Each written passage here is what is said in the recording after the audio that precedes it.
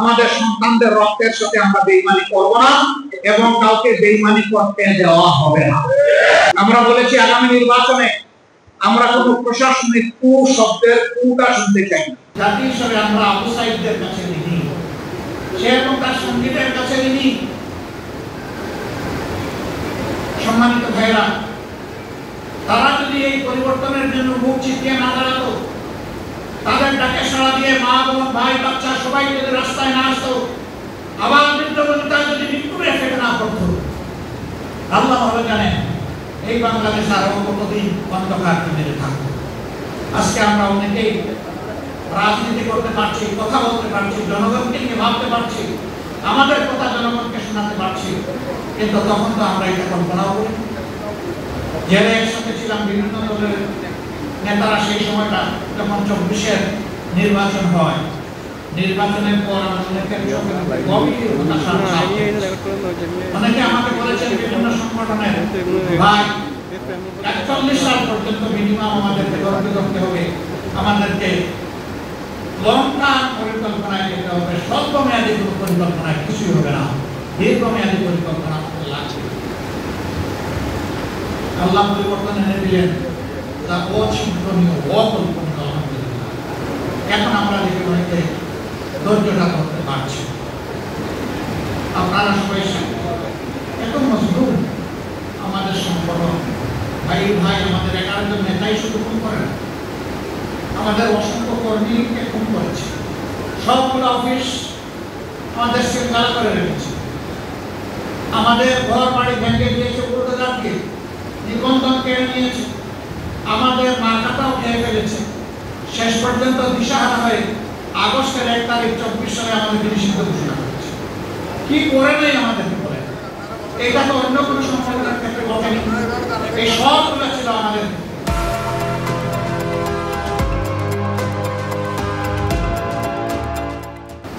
কিন্তু আমরা কি করলাম?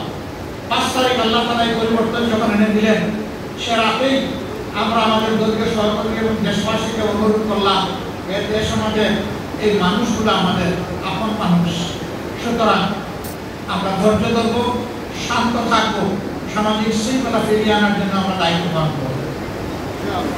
পরের দিন থেকে আলহামদুলিল্লাহ আমাদের স্বেচ্ছাসেবকরা বিভিন্ন ধর্মের উপাসনা, গুরুত্বপূর্ণ সেন্সিটিভ মানুষদের ঘর বাড়ি, তাদের ব্যবসা প্রতিষ্ঠান, এই সবগুলাই দিবারাত্রের পাহারা আমরা বসাই দেব।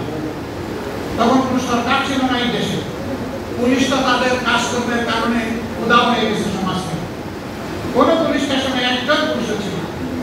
সেই অবস্থায় দেশ ছিল, সেই দেশে তখন সত্যিকার অর্থে জনগণের সরকার ছিল, প্রশাসনিক কোন সরকার ছিল। দিন রাত 24 ঘন্টা পালাক্রমে আমাদের স্বেচ্ছাসেবকরা এই দায়িত্ব পালন করেছে। আমরা বলেছিলাম লাঠি হাতে নিয়ে দাঁড়িয়ে থাকবা, মেঘ বৃষ্টি রোদ যাই হোক তাও অপেক্ষা করে তোমাদেরকে থাকতে হবে ইনশাআল্লাহ।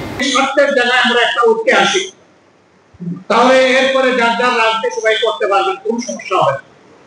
কিন্তু যদি এই জাতির দুর্গন্ধযুক্ত অতীত কথা, ময়লা আবর্জনা যদি পরিষ্কার না হয়, আবার যদি এই অবস্থায় একটা নির্বাচন হয়, it will be another genocide to election.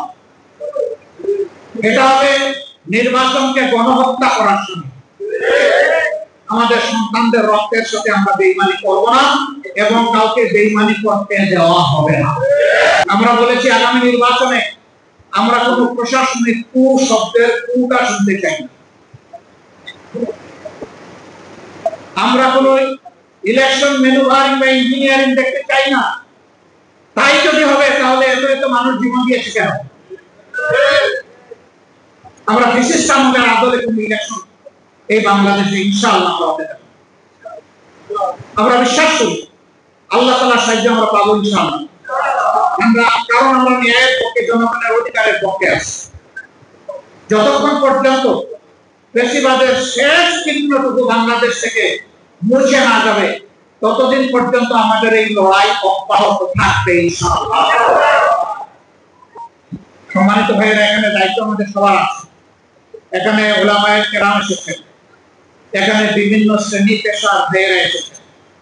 আপনারা সমাজের সচেতন অংশ, আপনাদের চিন্তায় সমাজকে প্রভাবিত করে সহযোগিতা যার যার জায়গা থেকে দেশকে অন্তরে নাম করে আল্লাহ প্রতি ঈমান রেখে আমাদেরকে সামনে এগিয়ে যেতে হবে ইনশাআল্লাহ। আমরা মনে করি এই সমস্ত সমস্যা শুধু একটা কারণে সৃষ্টি হয়েছে, সেটি হচ্ছে আল্লাহ তাআলাকে ভয় করার অভাব। আল্লাহর ভয় যার অন্তরে থাকবে, মানুষের অধিকার কখনো তার হাতে নিরাপদ হবে না। মানুষের জীবন সম্পদ ইজ্জত সবসময় তার হাতে নিরাপদ থাকবে। আমরা সেই আল্লাহ তাআলার ভয়ে ভীত সন্ত্রস্ত একদল মানুষের সাথে হাতে যাতে আগামীর বাংলাদেশ টিকে আসে, এই জন্য মহান আল্লাহর দরবারে আসে। আল্লাহই সেটা পারেন, আর কেউ পারে না। কুলিল্লাহুম্মা মালিকাল মুলকি তুতিল মুলকা মান তাশা ওয়া তানজিউল মুলকা মিম্মান তাশা। আল্লাহ তাআলা হচ্ছেন সমস্ত বাদশাহের মালিক, আসমান জমিনের। সেই বাদশাহী থেকে তিনি এক টুকরা যাকে দিতে চান তিনি দেন। আবার যখন কাউকে অনুপযুক্ত মনে করেন অথবা জালেম মনে করেন, তখন তার হাত থেকে আল্লাহ ছিনিয়ে নেন। আমরা ক্ষমতার মসনদে বসতে চাই না।